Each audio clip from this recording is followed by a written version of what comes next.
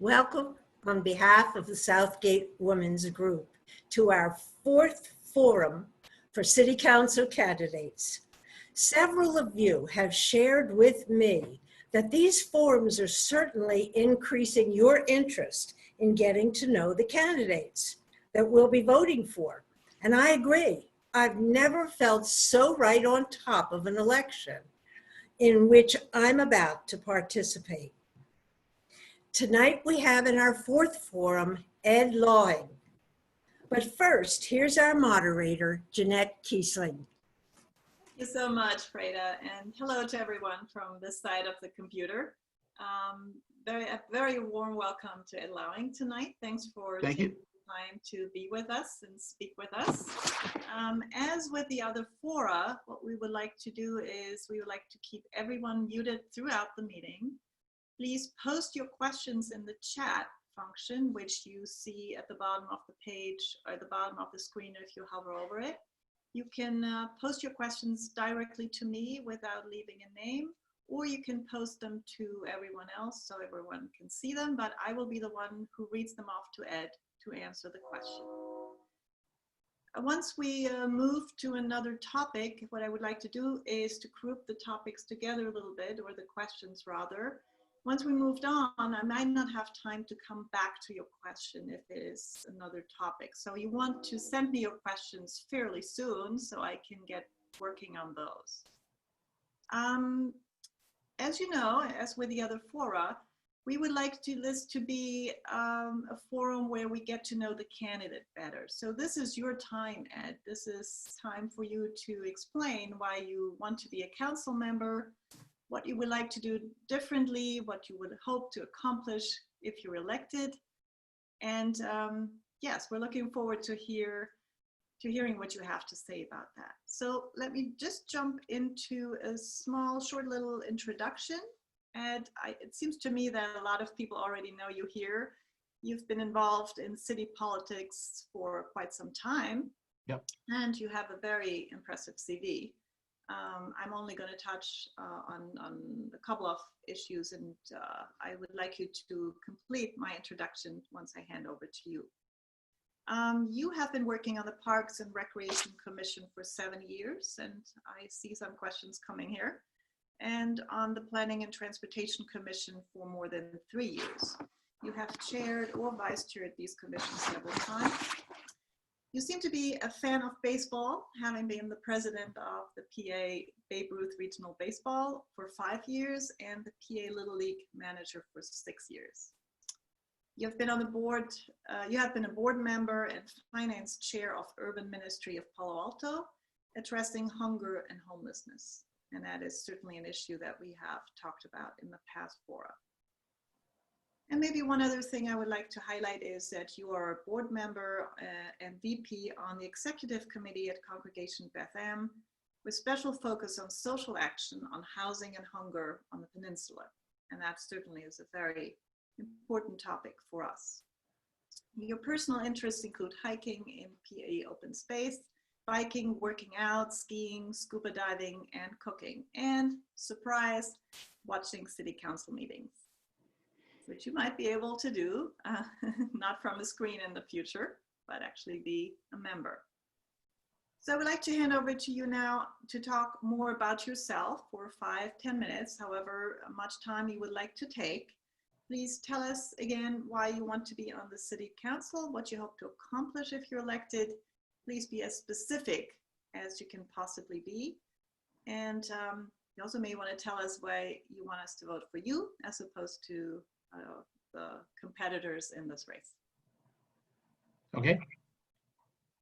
Thanks much. I appreciate the forum, and we struggled to get a date, and then we got a great one here. So I'm glad this is working out. As you see, I've always been involved in community service of some type in Palo Alto, and it's just kind of in my bones. So I moved along the lines. I won't repeat what was said in the introduction, but I got involved in these commissions for the last 10.5 consecutive years. And from time to time, I thought about moving to council, but was really enjoying the commissions and really having, I think, an impact. The reason I've chosen now to make this move, if I can get elected, is because we're obviously in a particularly difficult time with the coronavirus and other things surrounding us, and we've got worldwide crises and national political crises, and it's just a harder time than probably any time I've lived here in Palo Alto for 33 years. So that's another kind of part of my background, is when things look like they can't be done, I'm sort of more challenged to get in and see what I can get done. So I have a long business background at sort of executive levels, so I've learned how to deal with uncertainty. There's startups, deal with uncertainty, lack of funds, some things that work, some things that don't. I take some risks, I use metrics, figure it out. So all of that, I think, is good preparation for making decisions anywhere, including on council, but it doesn't port entirely, because business is not exactly like government. But the other side of it is that I've got 10.5 years of direct experience in government. So it's kind of a rare combination of deep experience in both sides. And I think it prepared me to be a good council member, because I can deal with big time strategy. I can deal with planning and getting projects out the door. I can deal with uncertainty. I know the people in the city. I know how it works. I know how the interactions at commissions work. So I think that with the challenges that we have, and what I think of, and I'll talk about tomorrow at this time, literally at this time, on my sort of kickoff, is that there's just an unusual matchup, I think, of my skill set for what's needed right now. And I'm willing to step up and put even more time in than I have in the last 10.5 years. I'm very committed to do that. In terms of differentiators, because if you do this, you don't want to go through all the activity that we're going through for these intense months, particularly in the middle of the virus, and not be on council. There are 10 candidates, so that makes it kind of difficult just to get airtime to get your message across. And 2 of those right now are incumbents, and they always have an advantage. But what I propose to the electorate, which includes you, is that I truly believe that I have a unique stance amongst the candidates. And that is that I'm not polarized. I don't come from one side or the other on any issue. For example, I'm not a member of PAS, although they actually, a lot of them support me. I'm not a member of Palo Alto Forward or anything in between. But I have a way in commissions of getting people to trust me, because they know I'm going to be prepared. They know I'm going to be straight with them. They know I'm going to do my homework and listen, and also listen to them and listen to the public, and mash that all together, work with them, and come out with a real solution. And polarization is kind of fun to watch the debate and the fights, but it doesn't get you anywhere. So at the end of the day, I really try to pride myself, when necessary and if possible, those disclaimers, to try to bridge some of the gaps on the debate and bring people into the center of the ring to talk, as opposed to have them in their corners where they're waiting to go back out and fight. Because if we can't create sensible solutions for Palo Altans, what are we doing there? And I think the lack of that approach is some of the reasons why we're not getting things done, like housing. So I'll talk about that in a minute. So this is not a positioning statement. This is an actual fact statement. And if you look at my endorsers, my leader endorsers, you will see that I have people from all places on the political spectrum. And some of them are not endorsing me because I agree with a lot of their positions. In some cases, I don't at all with many of their positions. But they believe that I'm going to use my head and my heart on behalf of Palo Alto. And they want to engage with me, and I'm going to lose some votes and I'm going to win some votes. And that's kind of not even the point. The point is, even if I'm in the minority, I try to improve the motion that's going through, so that it's a better motion for the citizens, not for me.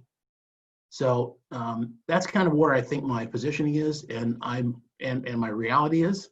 And I'm doing this not because I don't have anything else to do, or I don't want to play with my family or go hiking.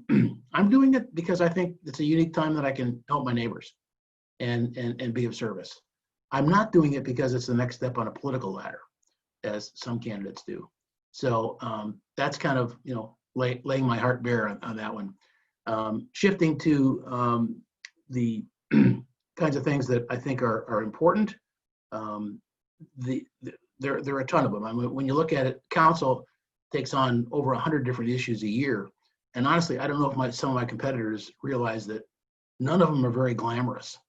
We got to keep the streets clean, and we got to keep the pools open and stuff like that. And it's not sort of, aspirational stuff. It's working with the citizens to keep services and budget and fire department and all that functional. So I think that I'll just give you sort of three major areas that I think are big ones, and you can ask me later if you like about some of the things I've already accomplished on parks or on the planning commission. And one thing is that I'm a fiscal hawk on finances in general, but I believe that the budgeting process is actually not that much about numbers. It's really a statement of values in a community. And I actually didn't know this until about 2 weeks ago. I put that on my website in June, but there's actually a clip of Vice President Biden talking to a political group. I don't know if it was local or state or whatever. And he said, "You show me your budget and I'll be able to tell you your values." And I just completely believe that. So budgeting has to be what we deserve the citizens, what the citizens deserve from the council, and what they want. Now, if they want everything besides utilities, we're not going to do that because we also have to provide utilities. But the values starts with public safety, and we can't mess around with that. We have to provide, fire and police. And in the last budget rounds, they started immediately talking about, and did, reduce policemen and firemen. Now, if you want to take a longer term view over the next 9 months of are there efficiencies in the fire department or the police department, I'm good with that. But you don't do that with a week and a half to go in the budget cycle, and we got to get a budget ready. And the fire chief is sitting there on the dais saying there will be a brownout if we do these cuts. And he was giving a professional opinion. He wasn't threatening. And then we tried to go ahead and do them anyway. So I just feel like there's a fundamental moral obligation for the city to provide, basic public safety, and then start layering in the other things you need, like utilities. But pretty quickly it gets to services. And that's what makes Palo Alto special, from children's theaters to youth baseball, both of which of those I participated in. I know Ms. Bradsky's kids participated in that as well.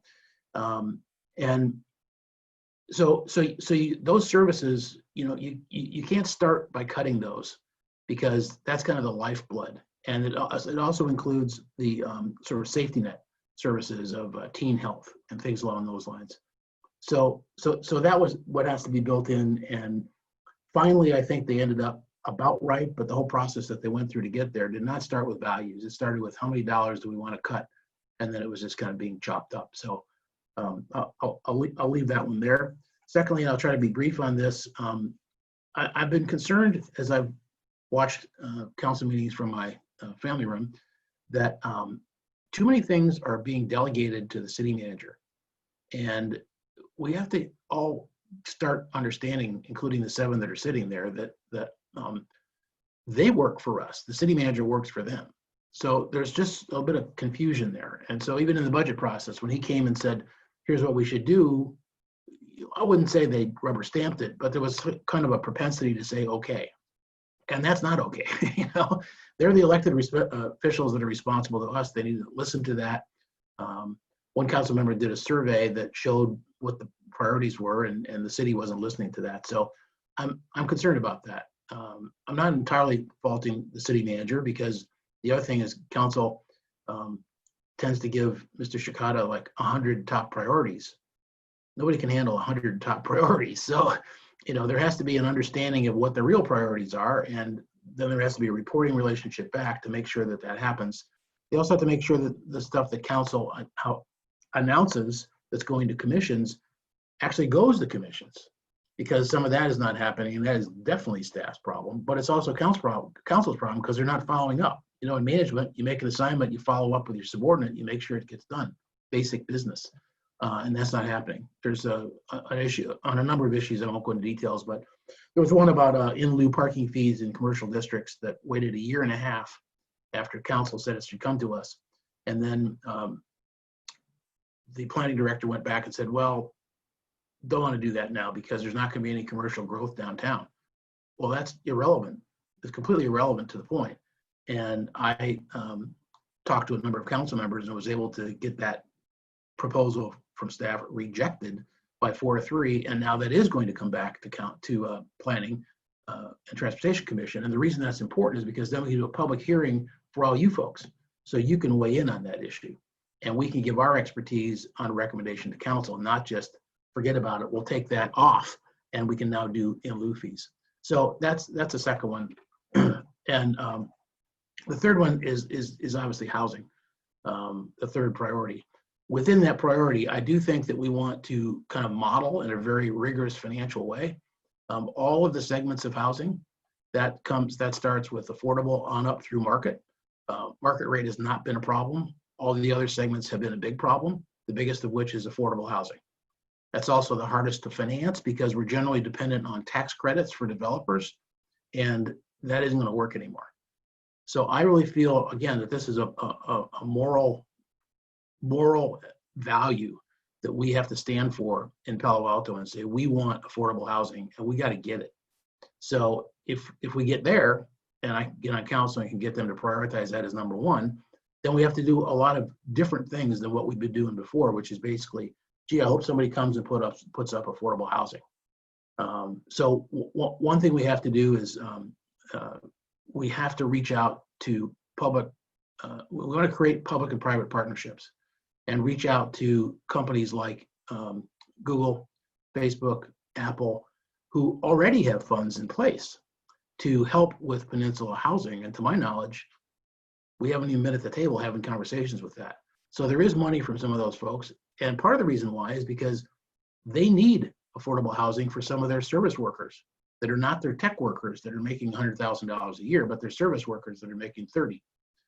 And they're driving in from Tracy, to be the cook at Google. It makes no sense at all for anything, including sustainability of the planet.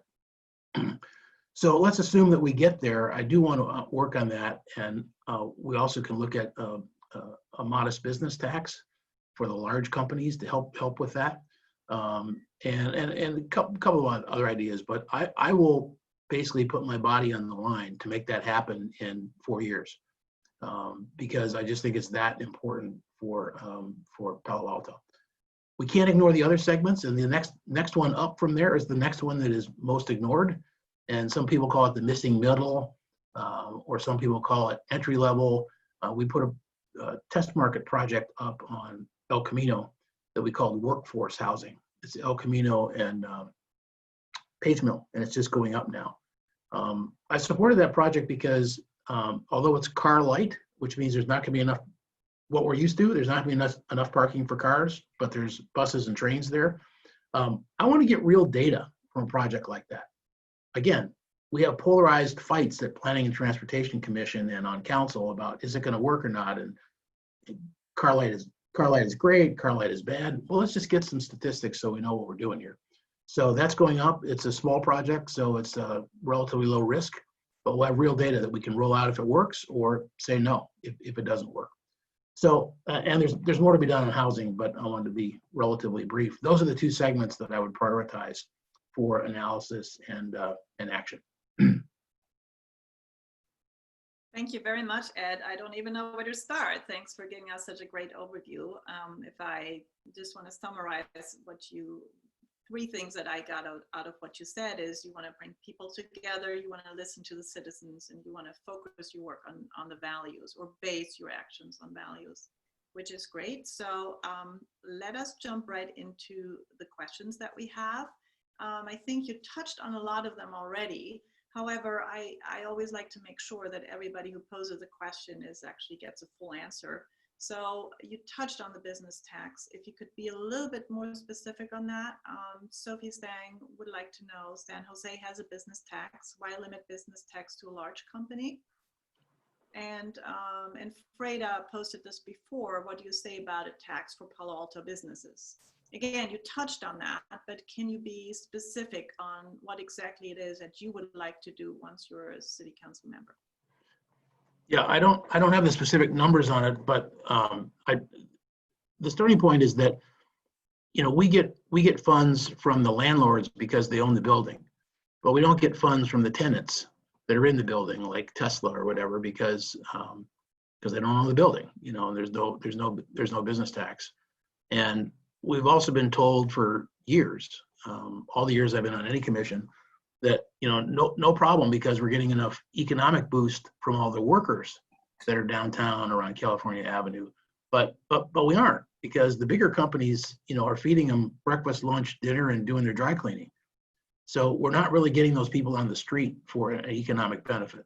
I think it's completely fair to ask a fair share, and we're way behind the business tax that is happening all up and down the peninsula. So the reason I say large companies is I don't want to go after struggling retailers, but I'm not saying it has to be Tesla. Where that cutoff is, I don't know yet. And we have to also look at whether it's a headcount tax or whether it's a revenue tax. So it's not going to be a profit tax, because what's the one that's just going public now? And they lost $300 million, but they're worth $50 billion because they're doing government work. So it's not going to be on profit or loss. So that's what I meant about large companies, and I don't really know where to make the cut yet. But I would think that day one we should have an ad hoc committee get to work on that, and we need some changes in council to make that one happen, because the current majority did not allow that to happen. Particularly Mr. Tanaka, who voted against it, lock, stock, and barrel. Okay, so just for the record, you are in favor of a business tax, but need to work out the specifics. Yes. Okay, let's move on to a topic that is, really dear to everyone here in Southgate. I will read the questions to you specifically again, just to cover exactly what people would like to know from you. So Susan Newman wants to know, the XCAP is preparing to make a recommendation about the Churchill Rail Crossing, partially based on traffic modeling based on the city's 2030 population and traffic projections. Many of us feel concerned that a decision about an infrastructure project that will last for decades is not being based on a longer view. Can you comment on this? And the same, we had more questions to the Churchill Crossing from Judith Fields. She also said, please talk about Churchill Crossing. And I think there was someone else who would definitely be interested in your viewpoints on the Churchill Crossing and the Great Separation. Yeah, I think the long-term versus short-term is why I don't know, but is a dynamic that doesn't get enough attention, because pretty much when we do anything here that includes building something or taking it down, you're talking about 50 to 100 years before it's going to be changed. So while I'm always interested in getting projects done, what I always say, even on planning commission, is, let's get it right. Let's not just get it out. So the long-term, the timeline dimension is one thing. The impact on surrounding neighborhoods is another. And so I don't know where you would draw the line in, for example, in Southgate, but all the way up and down that tracks, there are implications for what's going to happen here for 100 years or more. So some people would say we've been at it already for years, but if we don't have this thing sorted out, then let's stay at it. Let's not just, make a decision because there's some date on the calendar. So I agree with you that a lot of our issues are not given the right timeline, and that if we get some feedback enough feedback from citizens, it should be extended. So shifting to more of the specifics of the rail, first of all is a disclaimer, which is that oddly enough, we're the Planning and Transportation Commission, and that project has never come to the Planning and Transportation Commission. So we have never had a presentation on it. I get my information from people that I know on XCAP that I chat with and or council members.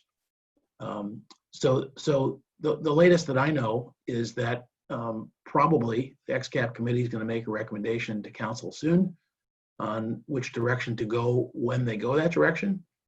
But there's some general thought that, that's to make their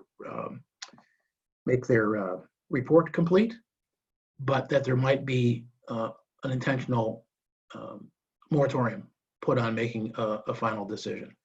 So it seems to me, and again, the disclaimer is I don't know that much about it, and I wish I knew more as a transportation commissioner, that the Caltrains itself is just starting a new study that I believe is supposed to take at least 2 years. So if Caltrans, which is going to do all of the work, is now starting a study years later, then I'm not sure why we would make any decision at all until we at least read their study and understand the impact on everything on that rail that goes through Palo Alto. So this decision will be made, before I would join council. But I would be, let me try to stay somewhat neutral. I would be surprised if they wanted to carry forward on it. And being less neutral, I'm not sure why now is the time to make a decision. In the middle of the tests that are happening there, in the middle of Caltrains that is not funded and won't be until after the ballot, that trying to make a decision on that and the study, this just seems like a pretty odd time to be coming to a final decision. I think I got all the pieces of that question. I think you did, but of the 3 possibilities that are out there right now, do you have any inclination where you would want to come down on if you had to make a decision now? Let's just say that they wouldn't want to wait with the decision. What would be your, what would you base your decision on right now?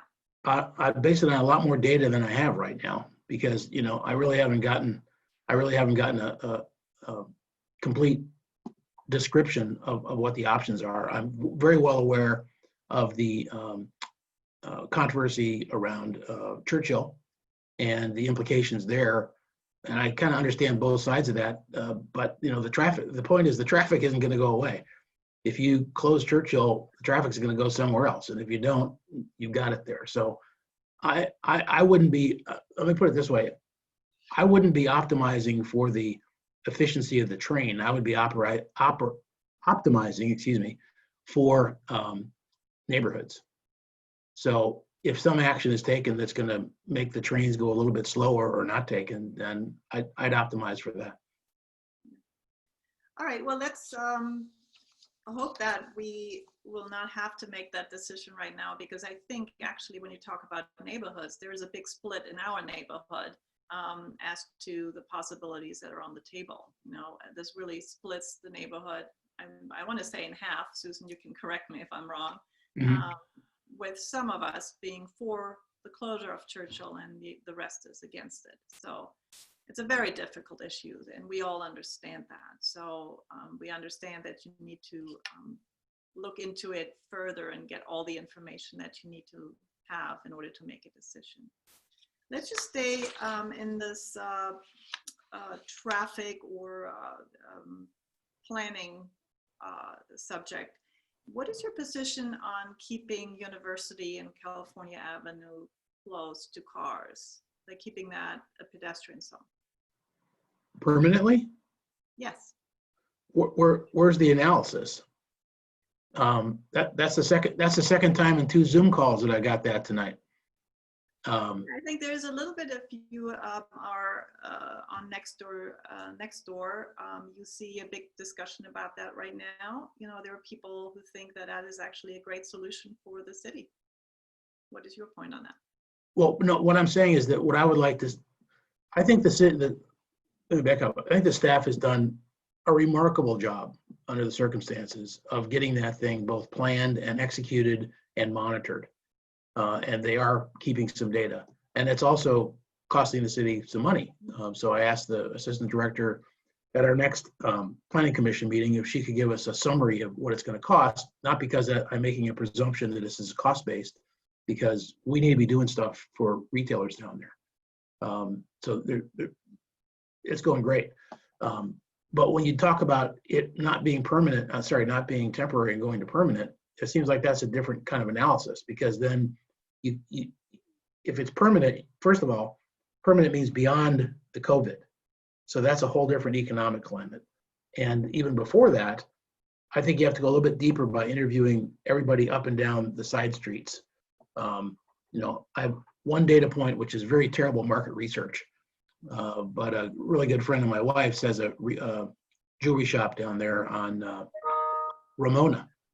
And while everybody on the university, business people, were jumping up and down about the excitement for that, she was dying.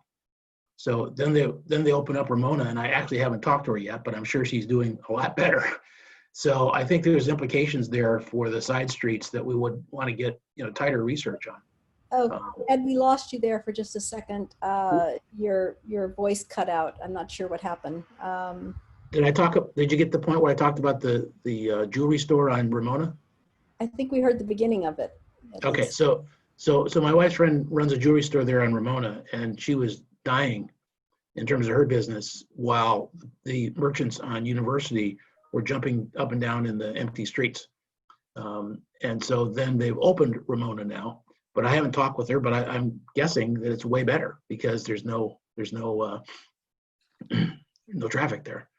So I just think that, I'm not trying to dodge the question. I really just think that we need more data to make that decision by talking to all the merchants.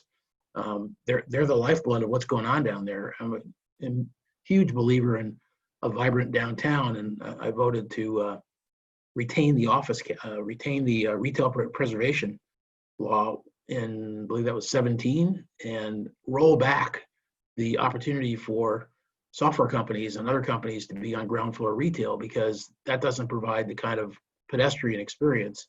So we want to do everything we can to keep all the streets vibrant, not just University and or California. As a consumer, I love sitting in the street and having dinner, but I would like to have a little bit more research on that. Fair enough. That is what you said you would do when you're elected. That's right. Let's stay with the traffic questions. What is your position on increasing bike lanes or increasing the way bikes are safe on the streets in Palo Alto? There's multiple answers to that. And maybe the first one is not this, but I want to say this, which is we have, under any circumstances, we have to look for ways to reduce single occupancy vehicle travel under any circumstances, for parking, for sustainability, et cetera. So to the extent that you incent safe bike travel, that's one way to do it. So I think any way we can do that, we should do it within the economics of the area. And of course, it varies depending on if you're talking about San Antonio, or downtown or whatever. But I think that has to be a priority for us. And for example, San Antonio, we just recommended to council that we expand the possibility of putting housing in the San Antonio corridor, which is already very crowded. But we have to put it somewhere, particularly with the state coming after us and wanting to maintain local control, compared to having Sacramento dictate what we're going to do. That seemed to be a pretty interesting area, except for the transportation problems. And the developer was talking about all these wonderful things that bikers were going to be able to do, but they're not going to be able to do that on San Antonio. So in order to get my support, I said that we have to commit as a city to do a complete study of that corridor and make sure that we have safe bikes, and not just bikes, but other kind of non-SOV vehicles that would be able to run parallel to San Antonio and not drive around the block and up past 3 buildings and so on, which is the route that the developer was showing us to try to tell us it was a great bike area. It's not yet, but it has to be. And I think there's a responsibility on the part of the city, if we're going to go ahead and make these kinds of big changes, that we can't just throw up our hands. We have to provide for better traffic for everybody going through there. And, biking is a better way to do it. Okay. I'd like to just focus for a minute on just one big issue, namely defunding the police, or rather, would you support defunding the police? What is your take on how the police should be restructured in Palo Alto, or should it be? Yeah, that phrase is kind of alarming if we don't know what we're talking about, or if we don't have the same definition. I think I'm going to be generous here, and I think what folks are saying by that is that we should remove a certain amount of budget from the police budget and put it either into other types of civilian services, or I've heard in some metro areas, not ours, it should go into education around police brutality and racial justice and so on. So I'll just speak to my understanding, if that's the understanding, and what I think we should do. I don't have evidence that we have a terrible police department.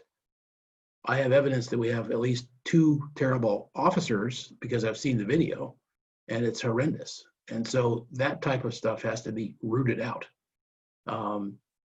What I suggested in June when this happened is that council should jump on this and have a number of council members meet on various parts of this and dig into it. And if there was anything they could do immediately, even if it costs money in a pandemic where we don't have it, we should spend money on fixing those things. Well, not because they read my website, but the mayor did exactly that. And they're meeting now they have 3 or 4 ad hocs. I saw the report that came out, I believe it was last Monday's council meeting, and they're making actually really good progress on a number of things. They worked in parallel with the Human Relations Commission and with the police department, and all of them were on camera on Monday in case that you all didn't see it. I think they've already made some changes. I think they made some progress.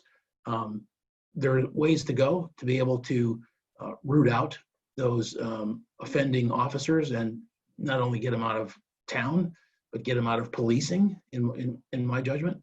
I'd like to see that happen with more of an outside auditor looking at those cases, as opposed to it being managed exclusively by the police department for obvious reasons. It just doesn't look right to begin with, and it might compromise some of the data coming out. I also think there's ways that, without defunding the police seriously, to swap some officers for non-officers, non-sworn officers, and take out some police folks and put in some people that do drug addiction, intervention in domestic disputes, social workers, and so on. And we could also maybe work more closely with some of our social services folks to help out with that. So defunding the police of taking 50 or 75% of it out, no, I don't buy that at all. I see no evidence whatsoever to justify that. Not only bad, but completely rotten eggs in the barrel, or no, rotten apples in the barrel. Yeah, we have to be very strict about that, and they need to go. Thank you for that very clear position. And I didn't mean to imply that, I just wanted to get your position on what you would do in terms of police in Palo Alto and security in Palo Alto. I didn't mean to imply that necessarily you had to defund the police. Let's move over to some questions that are coming in now. One big issue is Foothills Park, and you have been on the Parks and Recreation Commission. You're fading out again a little bit. So can you tell us what you would do with Foothills Park? Would you open low? Can you hear me? Jeanette, you're fading in and out when you Yeah. speak. I don't know if you can just move a little bit closer and Yes. and try again. Okay, sure. What is your position on Foothill Park? Would you open it up for non-Palo Altans? That is not a surprise question, I have to tell you. Yeah, let me circle back to the Parks Commission, because I was there for 7 years. It was never an issue. It just wasn't on the agenda. It isn't. I'm not saying that we didn't know about that. And maybe one of us in the hall would say, should we ever talk to people in Los Altos and see if they want to come over? But that's as far as it went. It was just never an issue. So when it sprung open, whatever it's been now, only 4 months ago, and everybody in the town was being accused of being racist. I mean, I didn't get it. I just started, maybe that's the problem. I didn't get it, right? In terms of the current norm. So I get it a little bit more now in terms of how some folks are interpreting that. The traffic at this point is not very high up there, but it is owned by us, and we all know the history there. So basically, my stance is that I think the Parks Commission did an outstanding job of working very hard at a very detailed level to come up with the right way to manage this. And I think council should have supported them earlier than they did, so we get going with this. But they have supported them, and they've agreed to do the pilot. So the action, there's already a plan in place. And that plan is that they need to do that pilot, and from that data, council will make a decision to either open it or to put it on the ballot. So that's the current record, and I'm fine with that approach. Okay. Let me move to a question from Sonia Bratsky. She wants to know, what do you think should happen at Coverly Community Center? Can we narrow that question? Well, we need to ask Sonia for that. Sonia, can you be a little bit more specific about that? Yeah, I'm Sonia Bradsky, and I live right next to Coverly Community Center. Coverly has become incredibly dilapidated, and it really needs work. It's been such a problem that somehow there's been no resolution on what's going to happen with Coverly. The school district can't decide whether what they want to do with it, and then the city also, I guess because they both own it, and it's pretty complicated. In the meantime, it just gets more and more deteriorated. So I was just wanting to see what your opinion is and how Coverly should be handled. Well, the non-building is in very high demand all the time. The playing fields get tremendous use, and the parks department here maintains it. It's a problem because of the two ownership, but we're cooperating on that, and the school board was generous in our budget cuts in terms of taking that upon themselves. There's not, as you know, unanimous agreement of really what it should be, but in the short term, I think it's stuck with no money. So the short-term answer is that the city even reduced its rentals there, and they certainly don't have capital budgets to invest in it. And it's more of a school district as a percentage. It's more of a school district issue than it is a city issue. But the city is that's one of the areas that they looked at to cut. I think it was $3 million because they just couldn't invest in it. And it's also been frustrating because, it's just been there have been so many committees and so on that have studied that. And it's been like about 6-7 years that there've been really a lot of activity trying to figure out the best thing to do. And some of the uses that have been used recently are great because they provide, artists and nonprofit groups, small spaces. And I think luckily we were able to get all but one of them into new digs before the thing transferred over to the school. I would like to jump to a question from Judith Fields, who wants to know, we kind of touched on that a little bit, and I'm going to follow up on the question, but she would like to know, we already have a bad jobs housing ratio. Why do we keep approving more office buildings? So that's number one with housing. And maybe after that, you could comment on the trailers on El Camino. and what your position is on what we should do about that.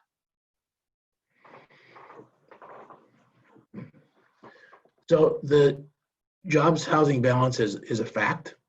And I keep saying we need to work on both of those numbers in the fraction. Everybody had third grade math, and there are two numbers there we can work on. It's not just unlimited growth on the top number and small growth on the bottom number. So the reason that we're still approving offices is because the zoning says they can be approved. What we need is to change that zoning. So to do that, we need some different council members, and we need to put, a moratorium or close to a moratorium on jobs, on commercial building right now.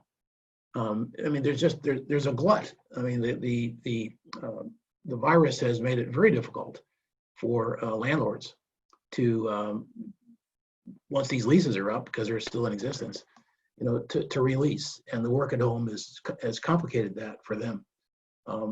It could be, you have collateral damage. This could be a collateral benefit to us of the coronavirus, which is that there isn't going to be as much demand for office, and that could free up some spaces potentially for infill of existing office buildings with some kind of housing. And I hope that it means that developers are not going to try to take the long 50-year view and say, well, it'll come back sometime.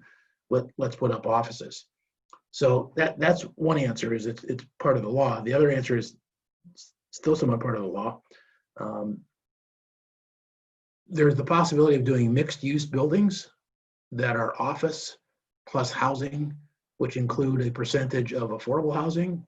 That's currently 15%, unless certain kind of buildings go to 50 or 100% of affordable housing. So as developers know, and they should, and there's nothing wrong with this, that gets our attention. Because if we can get some housing some way, and particularly affordable housing, there's maybe not as much resistance to that. But I think it has to start, the whole thing has to restart. We're in the virus. We need to sit down and say, what kind of zoning do we want in certain areas to incentivize housing development? Because we just really don't, I don't know who would agree that we need, I don't know who would say we need more office right now. So if we can get that general agreement, then we have to get developers interested in building houses here as opposed to somewhere else. And that's a negotiation that we have to go through, because they don't have to. And the city's not going to be a developer and build their own buildings. So we still have to make it interesting to developers to do housing. So there are a couple things that we've done on that seem to be working, like the San Antonio project. That is going to be 15% affordable housing, and give us I think it was 150 units. I can't remember exactly. But again, with the quotas that are being inflicted upon us by ABAG and the bills that are being inflicted upon us by the state, we have to put in housing. So all of us have to have the incentive to get behind units. Some of them are going to be smaller units. And that's okay, because we get more numbers that way, as long as the developers and the landlords think that they're going to be able to get reasonable rents for those. And then it would be true affordable housing for more people. Let me just jump in here. Sophie Tsang would like to know, who are the council members, if you are knowledgeable about this, who support more office buildings? Well, what I just said was inclusive of existing council members, meaning that I don't know if I could sit down with one of them now and get them to say that we should put up more offices because of the corona and because of work at home. It seems like we ought to wait that out. I can't guarantee that. I'm speculating. I haven't talked to all 7 about that. I think the question was towards the past. Who supported office space as opposed to building housing units? In the past? Yes. Mayor Fine has been very serious about that. I think Mr. Tanaka has been. Those have been probably the 2 biggest proponents. Ms. Nist was a little bit more nuanced. So I'll leave it at that. Okay. And then jumping over to the situation of RVs on El Camino, which sorry. has to do with housing too. Yeah. Could you comment on that? Yeah, no, that's another one of the very tough problems we have. So one of the things that you probably know is that was tried before the COVID was some of the faith communities opened up parking lots, so sort of safe parking. And there weren't enough parking lots, and then the coronavirus hit. So that's gone down a little bit. I still think that that's an excellent possible relationship, and not only good for the heart, but good for the head, and good for the folks that need a safe place. So I'd be interested in digging into that. Before I got on commissions, I worked with Urban Ministry, which we merged into Envision, which we now merged into, I can't remember it right now, but and there were a lot of homeless services. We put up the Opportunity Center as a result of the Envision and Urban Ministry, and there are folks there that go out into the community and help. So those folks can do intervention. They can help find homes, not necessarily in Palo Alto. They can help find jobs, and all of those resources should be used all the time. I'm not in favor of getting tow trucks because these guys have got it tough right now, and it's even tougher in the virus. But I am in favor of trying to fix that. It doesn't look pretty. Sometimes it doesn't smell pretty. So I'm just kind of looking that one in the eye and saying, that's a tough one to wrestle with. Well, that's certainly true. Sonia Bradsky would like to know, how are you going to fix the city of Palo Alto to get a permit and inspection done for a house remodel?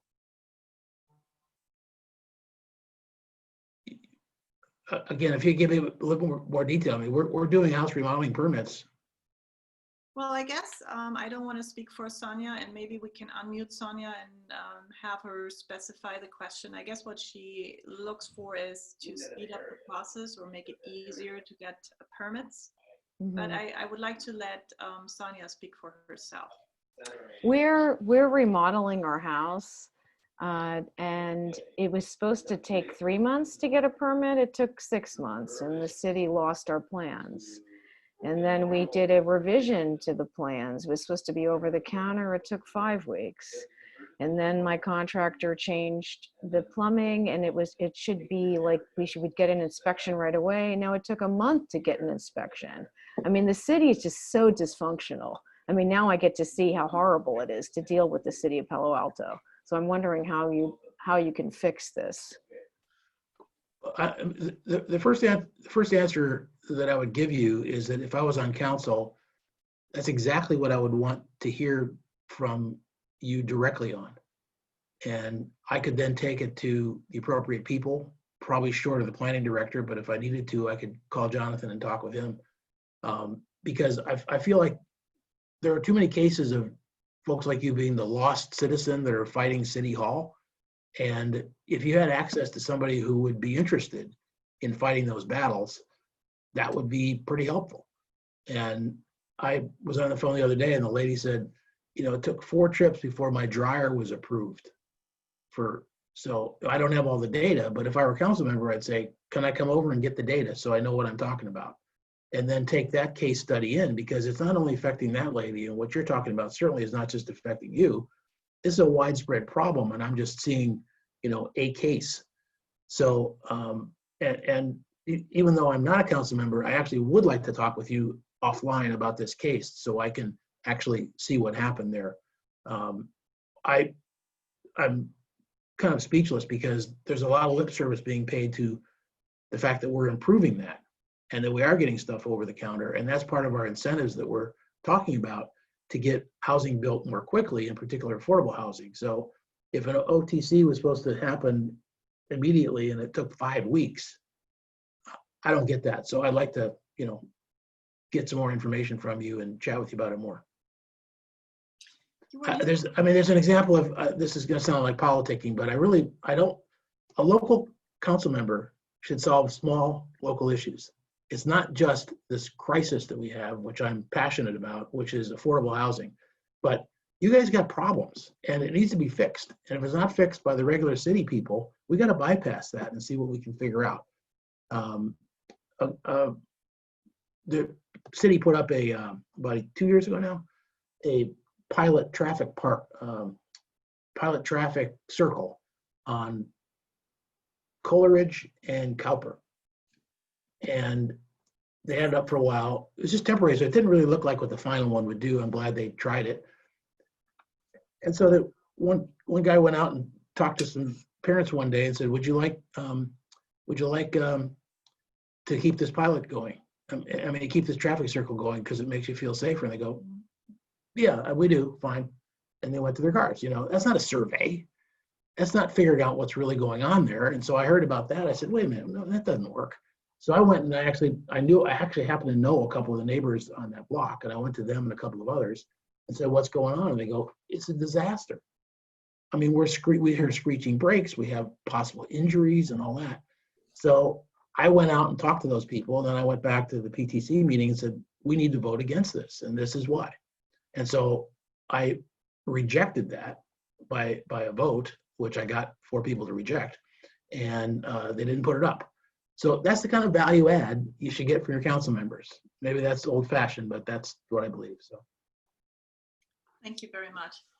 You were commenting a little bit about on the city's budget cuts in the beginning and how you would base it on values rather than just cutting a certain amount of money. But here's a question coming in from Kathy. She would like to know, what would Ed's priorities have been in cutting out city expenditures? The city had to cut 39 million. What would Ed have chosen to cut or reduce in the city's budget? And then, does Ed support a business employee tax to finance city projects? What does Ed have to say about increasing city utility fees? Lots of questions. And Whoa, maybe how long is this meeting? Well, actually, we have 3 minutes left, so maybe you can touch on at least the question, what would your priorities have been? Yeah, I'll try to do that one very briefly. It maps what I said is that in that time frame, we can't cut police or fire at all. We have to protect the citizens. And I don't even want to send a scary message that, you know, police and fire are being cut because they don't know what that means. You know, you're dealing with your everyday lives. You're not going to 5-hour council meetings or commission meetings. So I don't think we need to send that message, and I don't think it's appropriate in that scenario. As I said before, if you want to look over 6 months or 9 months, fine. Okay. So I wouldn't do that at the front end. There's certain other things that have to keep in place, like, you know, your utilities. Some of the maintenance projects could be pushed. You know, I mentioned before street maintenance. A little bit they could be pushed, but you don't want somebody falling on the sidewalk and hurting themselves. And but the other thing that I wanted to push, which caused a lot of disagreement on council, was the capital projects. And I manage the capital projects with staff on the Parks Commission, so I know that inside and out. You can just push it out a year and just buy yourself another year of time and see what's going to happen. And so if it's something like the public safety building, or if it's something like a park renovation, which I know a lot about, if you're going to renovate a park in 3 months and you make it 15 months, there's no damage that's going to happen there. You know, so you've saved whatever money that is for a year. That's short term, but it's what we all do in our budgets, right? If I can't afford a car right now, I don't buy a car. So that's kind of the priorities that I would go through. And the last thing that you cut are services. Now, if it gets really drastic, we're going to have to cut some services as well. But when they were talking about wiping out children's theater and closing all the libraries and I said, well, what's the point of living here? Again, if we needed to whack out 100 million because we have no revenues, I get it, and we'd all have to go there. I just thought that the way they went to that, cutting out of services, was incorrect. So and a lot of it was bailed back in because people complained about it, and they got to a better place after a lot of debate. What was your second question? So if you can, we do have to wrap up, but if you would like to answer the question, does Ed support a business employee tax to finance city projects? A business employee tax to finance city projects. Oh, well, obviously that's the head count we talked about before, a business tax, right? So it's only going to raise so much money, so you have to decide where you're going to put it. But in a crisis scenario, those things can move back and forth. So my initial inclination is to say, if we're going to do a business tax, we ought to target it to affordable housing, because that's our biggest, our biggest problem. If we get into a complete budget disaster, then we're going to be pulling money from everywhere. We might have to borrow some of that in a given year. But I would make that a last resort, because if we're going to focus on our top priority of affordable housing, we got to fund it, and that's where I'd put that money. Okay, I'd like to give you just 1 minute to wrap it up and tell us again why you would want us to vote for you. You already given us, of course, a whole hour of really good information, but maybe you want to tell people about your website and where we can support you if people want to support Ed. Please tell us where we can go to. Okay, I'll start with that. It's just, it's long, but it's very obvious. Ed Lauing at citycouncil.com. Ed Lauing for citycouncil.com. So, yeah, the summary is that, I love it here. I've lived here over 30 years and raised kids here, and I'm still here. And I've always been doing service. And so this to me is just another kind of service. I'm kind of a candidate that's a hybrid. I'm sort of an incumbent and sort of fresh blood. To come on to council. I think I know what Palo Alto, I don't say this with a bunch of hubris, but I think I know what people like in Palo Alto. Not that it's all uniform, but I have a good sense of the community after this long and what we value here. As I mentioned, that kind of combined city and business background gives me some credentials that not too many people have. I've just been very good at working with people to get things done, and the variety of folks with political opinions that are happy to work with me and want to work with me again are reflected in my endorsements of all of the mayors and vice mayors and council members on, quote, both sides of the aisle. The 3 guaranteed returning council members are all endorsing me, and I'm the only candidate that all 3 of those returning council members are endorsing. So that's Cormac and Du Bois and Filseth. So that means they want me sitting with them next January. I've got a record of accomplishments. I counted up today. There's over 500 videos of me working on commissions over the last 10 years. So if you're getting tired of Netflix during the pandemic, you can watch videos of me. I'm a wide open book. It's all there. And you can ask around any of those endorsers and see what they have to say. I just want to be trusted, and that's what those people that work with me say I am. So I hope that you understand that I would want to work for you, not you work for me or me prepare for my next job. And I'd like to be there in January. I hope you understand the sort of differentiators around my candidacy. You got 4 choices, and I'd like to be one of them. And with that, we'd like to thank you, Ed, for taking this time to be with us. Thank you very much for answering all the questions so thoroughly. They were very good questions. I'm on a lot of these. I can tell you which ones are good or not. That's great.